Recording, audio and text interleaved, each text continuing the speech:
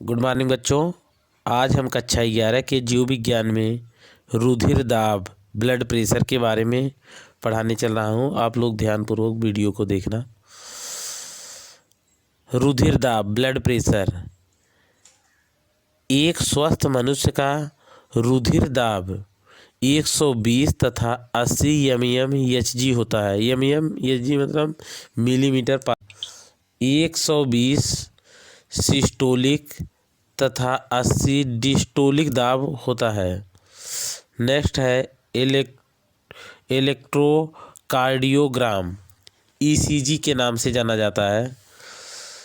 जब कोई बीमार व्यक्ति हृदयाघात के कारण निगरानी मशीन पर रखा जाता है तो एक ग्राफ दिखाई देता है जिसे इलेक्ट्रोकार्डियोग्राफ कहते हैं। इसे PT तथा R द्वारा दर्शाया जाता है। PQR भी पाया जाता है इसमें चिन्ह में, ग्राफ में। नेक्स्ट है मनुष्य का धमनी तंत्र। हृदय के निलयों से रुधिर 2 महाधमनी चापों में जाता है। दाएं निलय से पल्मोनरी चाप, बाएं निलय से दैहिक महाधमनी में।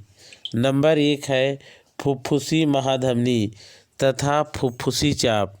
नंबर 2 है दैहिक महाधमनी या दैहिक चाप या सिस्टोलिक महाधमनी।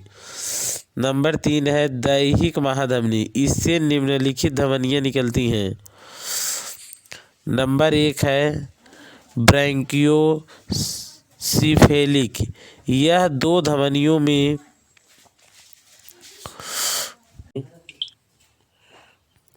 बट जाती हैं। ये है दाहिनी सहग्रीवा धमनी, ये सिर के दाएं भाग में रुधिर पहुंचाती है। नेक्स्ट है दाहिनी सहक्लेवियन धमनी, यह 2 भागों में बढ़ जाती है। कशेरुक धमनी, यह ग्रीवा से होकर सिर में रुधिर पहुंचाती है। दाहिनी कच्छी धमनी, यह दाएं कच्छों से होकर दाहिनी भुजा में रुधिर पहुंचाती है। बाईं सहग्रीवा धमनी, यह सिरे के बाईं ओर भागों में रुधिर पहुंचाती हैं। बाईं सहक्लीवियन धमनी, इससे निकलकर बाईं कशेरुक धमनी सिर में जाती है तथा बाईं भुजा में रुधिर पहुंचाती है। नेक्स्ट हेडिंग है वक्षीय भाग से निम्न धमनियाँ निकलती है। अब वक्ष की धमनियाँ देखना है। इंटरकास्टल धमनियाँ, इंटरकास्टल आर्टेरीज, कई जोड़ी धमनियाँ पृष्ठ महाधमनी से निकलकर वक्ष के पृष्ठ देह भित्ति पसलियों की पेशियों, हृदय आवरण, फेफड़ों में रुधिर पहुंचाती हैं। उच्च फ्रेनिक धमनियाँ, उच्च फ्रेनिक धमनियाँ, सुपीरियर फ्रेनिक आर्टेरीज, यह एक जोड़ी उच्च फ्रेनिक धमनियाँ डायाफ्राम के ऊपरी सतह को रुधिर पहुंचाती हैं।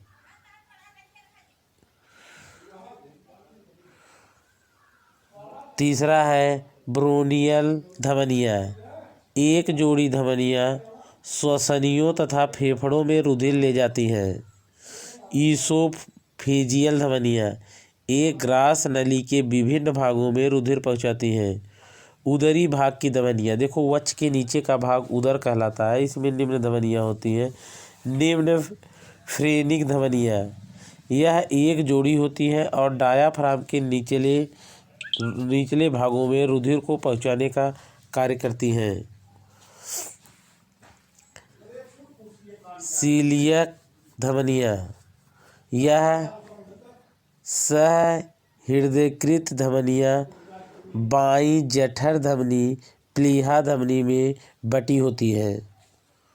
सुप्रारीनियल धमनी, यह अधिवृक्क में रुधिर पहुंचाती हैं। वृक्क धमनियाँ, वृक्क जैसे नाम से ही पता है ये वृक्क में रुधिर को पहुंचाने का कार्य करती हैं। जनन ग्रंथियाँ, ये जनन अंगों में रुधिर को पहुंचाती हैं। निम्न मीसेंट्रिक धमनियाँ, यह कोलन के पीछे भाग तथा मलाशय को रुधिर पहुंचाने का कार्य करती हैं। नेक्स्ट है लंबर धमनियाँ।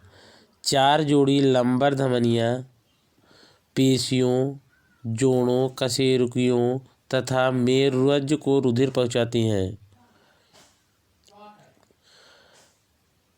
सह इलियक धमनियाँ, ये महाधमनी के द्विशाखन से बनती हैं।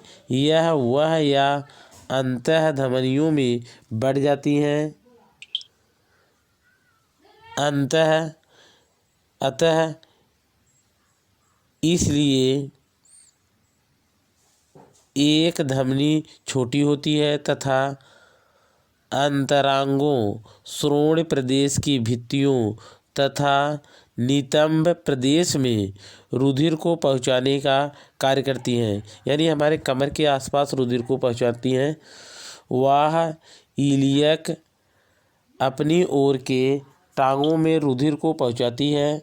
जांघ के नीचे पैप्टिवियल धमनी घुटने के पास अग्रपश्च टिबियल कहलाती है। मनुष्य का शिरा तंत्र, पल्मोनरी शिरा, उच्च महाशिरा। पल्मोनरी शिरा के बारे में कल ही बताया गया था।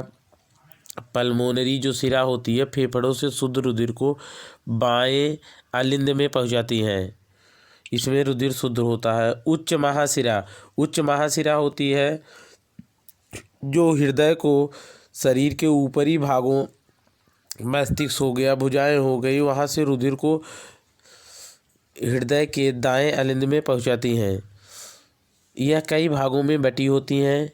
ब्रेंकियोसिफेलिक शिराएँ, प्रत्येक ब्रेंकियोसिफेलिक शिराओं में वक्ष के विभिन्न भागों से रुधिर लाने वाली निम्न 3 शिराएँ मिलती हैं।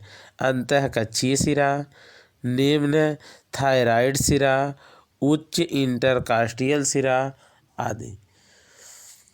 आज के लिए बस इतना ही। धन्यवाद।